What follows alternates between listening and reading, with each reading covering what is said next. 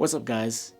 Not everyone is out there looking for the hottest smartphone on the market. Some people just want a phone that'll get them through the day smoothly. They can check their social media, their email, and it won't break the bank. If this sounds familiar, then Nokia's budget smartphone might be for you.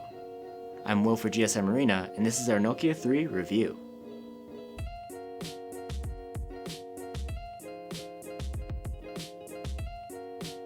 The Nokia 3 has a metal frame, but the back is made of plastic. We have it in the matte black finish. The surface feels soft and comfortable, and doesn't really attract fingerprints. There's a rounded edge along the sides, and square corners which you don't see too much of nowadays. The Nokia 3 is built around a 5-inch LCD screen. The resolution is only 720p, but that's pretty normal for a budget smartphone. It is covered by Gorilla Glass, but has a bit of a plasticky look, and it's a little more reflective than usual. The screen itself is pretty bright, and the contrast is good for an LCD. Sunlight legibility isn't great, but it's usable outdoors. Beneath the display there are touch keys for navigation, though we wish they were backlit. There is also no fingerprint reader, which a lot of competing phones do have. At the bottom is the single speaker. It earned a very good rating in our loudness tests. The Nokia 3 has a dedicated slot for expandable storage on top of the built-in 16GB, something we definitely appreciate. There's a built-in FM radio so you can grab your headphones, plug into the 3.5mm jack at the top, and tune into your favorite radio stations.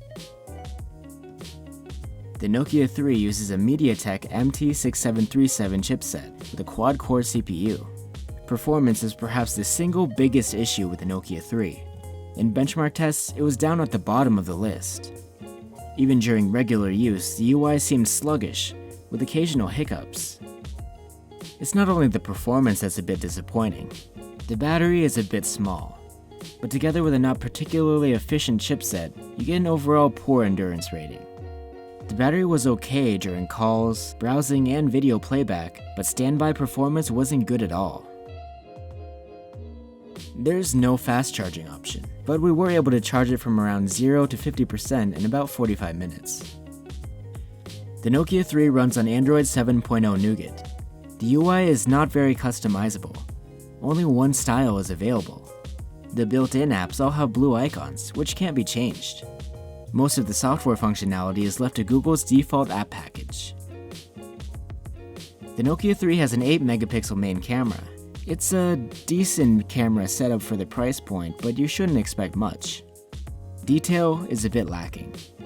Corner softness and noise are pretty noticeable too.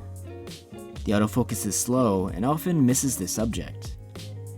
Tapping on the screen to adjust the exposure can easily get you overboard, so you'd be better off shooting in auto mode. Video is limited to only 720p. The frame rate isn't too consistent either. Instead of 30 frames per second, we were getting an average of about 18. The selfie cam has the same sensor as the main camera. Selfies are detailed looking in good light, but there are again issues with the autofocus. So, the Nokia 3. At about $150, it makes sense that we aren't getting flagship level features here. The real problem is a poor performance. It can be pretty distracting, and we're talking everyday tasks, not just gaming. The camera isn't too hot either. There are plenty of budget phones in this price range that can offer you a better user experience. But if you're really after a Nokia phone, you should probably consider one of the higher end models. Thanks for watching, and don't forget to check out our written review over at gsmarena.com.